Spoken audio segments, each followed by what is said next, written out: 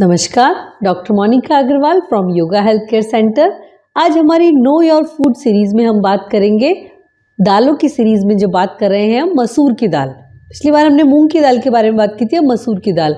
मसूर की दाल बहुत कॉमन है, कुछ लोग थोड़ा उसका वो कलर लाल होने से वो नहीं इस्तेमाल करते हैं, क्योंकि मसूर की दाल छिलके सहित भी है और बिना छिलके के भी। तो आप कोशिश कीजिए कि उसको छिलके सहित इस्तेमाल करें, बहुत इफ़ेक्टिव है आपकी स्किन के लिए, आपकी पूरी बॉडी में स्ट्रेंथ डेवलप करने के लिए, आपके डाइजेस्टिव सिस्टम को बहुत स्मूथनिंग करने के लिए ये बहुत इफ़ेक्टिव है। तो प्लीज़ इसे यूज़ करें। और हमेशा दाल का नियम है कि आप उसे सोक करके इस्तेमाल करें, छिलके सहित भी और बिना छिलके के भी। कैसे भी 3 से 5 घंटे पहले उसको सोक कीजिए, एटलीस्ट 1 आवर तो पहले आप हमेशा सोक करके उसे इस्तेमाल कीजिए, ताकि उसकी न्यूट्रिटिव वैल्यू और बढ़ जाए, वो इजी टू डाइजेस्ट हो जाए। अब कुछ लोग मेरे को बहुत सारे क्वेश्चंस आए कि हमको दाल खाने के बाद गैस्ट्रिक प्रॉब्लम होती है। तो दाल आप हमेशा दिन में लीजिए या फिर 4 बजे तक लीजिए। अगर आप डिनर में भी दाल की अगर आपकी हैबिट है तो कोशिश कीजिए कि फिर डिनर आपका 7 बजे तक आपका ख़त्म हो जाए डिनर, और 7 बजे से लेकर 10 बजे तक का है उस टाइम कोई मील नहीं ले। तो जो दाल है वो, क्योंकि उसके लिए थोड़ी सी हमको ज़्यादा एनर्जी की ज़रूरत पड़ती है उसको डाइजेस्ट करने के लिए, क्योंकि ये हाई पावर फूड है। अब हाई पावर फूड को प्रोसेस करने में भी हमको थोड़ा सा मेहनत लगेगी।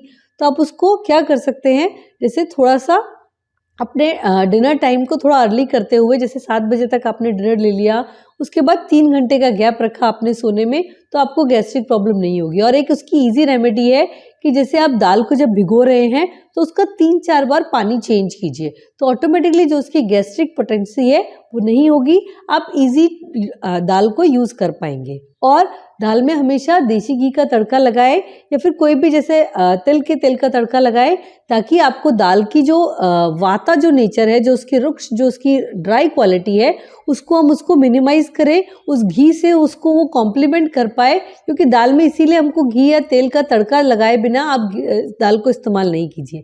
हमेशा दाल को तड़का लगा के इस्तेमाल कीजिए, तो वो ईजी टू डाइजेस्ट होगी, ईजी टू एब्जॉर्ब होगी, साथ ही साथ आपको बॉडी में और अच्छे से नरिश कर पाएगी।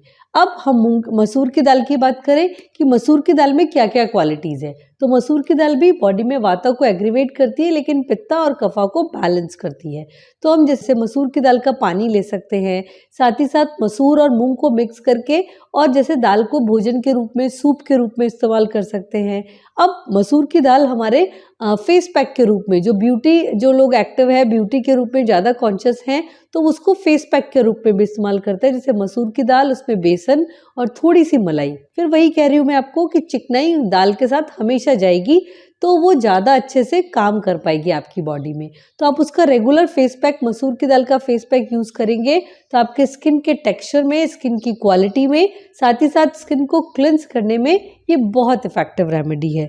हाँ, ये आप ध्यान रखिए कि जब भी आप दाल का इस्तेमाल करें, उसमें हल्का सेंधा नमक, काली मिर्ची, या जैसे पीपली आती है एक छोटी सी काली पीपली, आप उसका इस्तेमाल करिए, ताकि उसका वाता दोष और कम हो जाए। और उसको बहुत ज़्यादा लेट नाइट फूड में नहीं लीजिए, उसको जैसे आपका लंच में ले लिया या अर्ली डिनर फूड में आप इसे इस्तेमाल कर सकते हैं। तो ये बहुत इफ़ेक्टिव है मसूर की दाल। मसूर की दाल मूंग की दाल से थोड़ी सी और हैवी होती है, लेकिन बहुत सारे उसकी न्यूट्रिटिव वैल्यू है, तो आप उसे यूज़ कीजिए। फिर भी आपको कोई भी कन्फ्यूज़न हो, आप हमसे कनेक्ट कर सकते हैं। Thank you.